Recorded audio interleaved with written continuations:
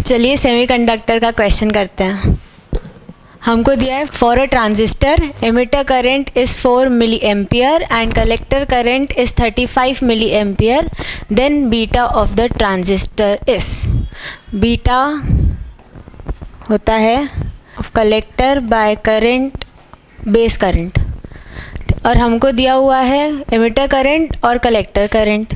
हमको पता है कि एमिटर करंट होता है collector current plus base current, तो बेस करंट होगा emitter current minus collector current. इधर हम लिखेंगे IE minus IC, value substitute कर देंगे। 35 अपॉन 40 माइनस